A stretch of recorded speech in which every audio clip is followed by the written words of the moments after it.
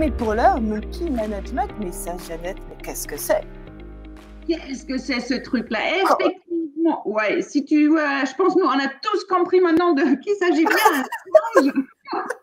Mais Sage Management, c'est pas dans le sens singer, etc.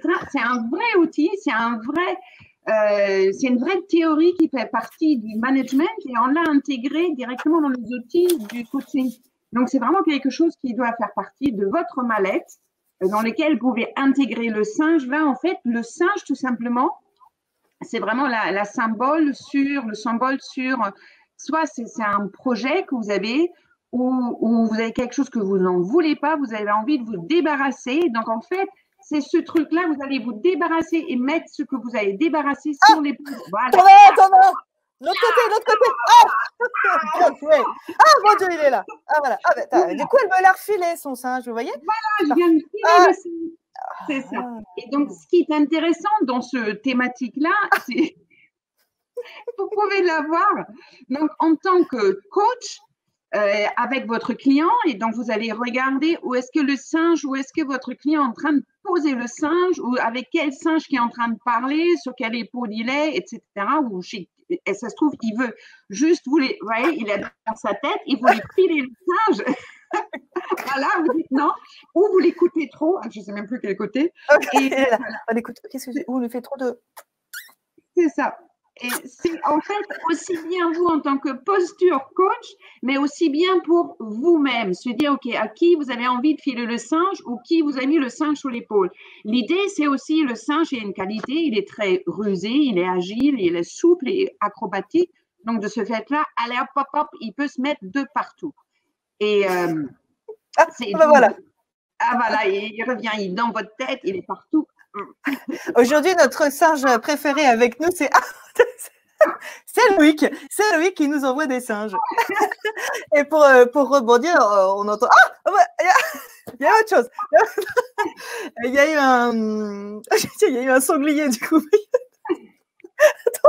C'est quand il y a trop de singes. Quand il y a trop de singes, on ne sait plus. C'est la fiesta.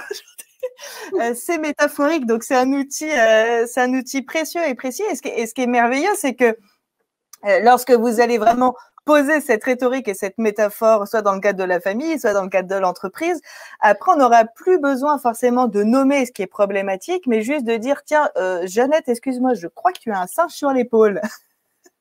Ou, j'ai vu que tout à l'heure, tu en avais un sur la tête. Ou, ah, voilà, tu vois celui-là, là.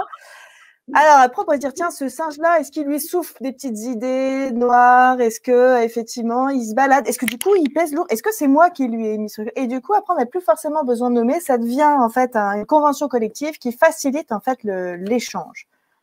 Exact. Et du coup, il suffit juste de dire, tiens, quel singe vous collectionnez? Vous êtes en train de collectionner une autre série de singes. Comment vous allez pouvoir occuper de ce singe pour devenir dresseur de votre singe? Donc, comment vous voulez vraiment... Ah, super. Ouais, c'est mignon. C'est vrai, on peut commencer à aimer nos singes peut-être aussi, parce que c'est... Et puis parfois, quand on en a trop, tu vois, c'est exactement ça. Quand on a trop de singes partout, ça suffit, Loïc, avec les singes maintenant. Ça y est, tu vois, le régisseur, on lui donne un outil, puis il se lâche, quoi. Merci, Loïc. Merci. Donc, l'idée, effectivement, parfois, on vous met un singe là où vous ne voyez pas grand-chose. S'il est sur l'épaule encore, on vous pose sur quelqu'un d'autre. Au moins, c'est visible. Mais parfois, les singes sont un peu plus loin, vous ne vous rendez pas compte. Donc, c'est intéressant cette métaphore autour de ça et que ça devient moins lourd finalement si on le nomme en tant que singe et que la personne elle-même va mettre, ah oui, c'est vrai, je donnais telle tâche ou je m'occupe pas de ça ou je fais pas ça. Elle-même, elle va pouvoir élaborer qu'est-ce que l'on entend finalement par singe. Donc, on ne met pas notre carte du monde sur l'épaule de l'autre, quelque part.